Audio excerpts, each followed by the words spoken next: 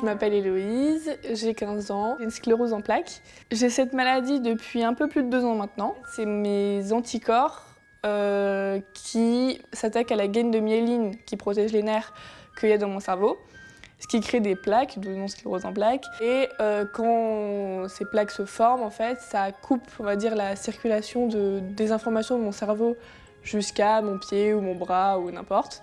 Ce qui fait qu'après, il ne fonctionne plus. J'ai déjà eu une poussée, on appelle ça une poussée, à l'œil, ce qui fait que je voyais plus du tout de l'œil droit, mais l'information passait plus.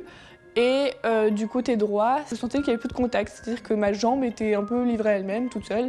Et ma main, elle fonctionnait plus du tout, c'est-à-dire que je pouvais même plus écrire, prendre un truc, c'était compliqué.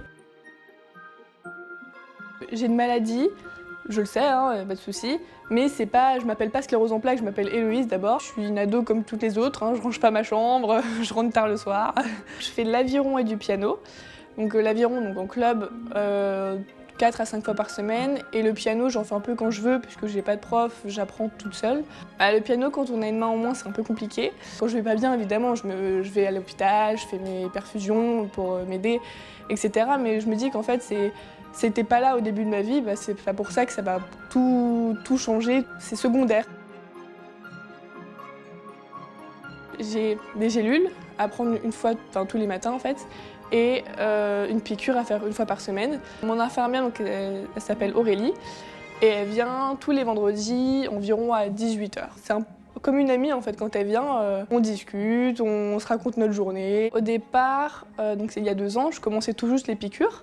Donc j'étais un peu stressée, etc. Puis en fait, au fur et à mesure, on a mis en place nos habitudes. Elle connaît par exemple tout ce que j'ai besoin pour ma piqûre. C'est-à-dire y aller doucement, quand ça fait mal, un peu arrêter, pas injecter trop rapidement, me prévenir aussi. Et du coup, en fait, c'est vraiment, il y a la piqûre, mais c'est pas que ça en fait. C'est important de bien s'entendre avec son infirmière parce que déjà ça déstresse. Quand même, avoir une piqûre dans la cuisse, c'est pas forcément le truc le plus naturel qu'on pourrait avoir. Et déjà avoir confiance en la personne qui le fait, savoir qu'elle a l'habitude, qu'elle nous connaît, qu'elle sait qu'il y a certaines choses qu'on veut ou qu'on ne veut pas, ça rend la chose un peu moins grave. J'ai confiance en elle. Je serais triste, oui, de ne plus la voir parce que elle fait un peu partie de mon quotidien maintenant. J'arrive pas pour l'instant à me dire je ne veux plus la voir le vendredi. C'est quelque chose que non, maintenant je l'ai intégré, c'est dans ma routine. À Aurélie et toutes les infirmières, merci déjà parce que vous êtes vraiment là pour nous rassurer.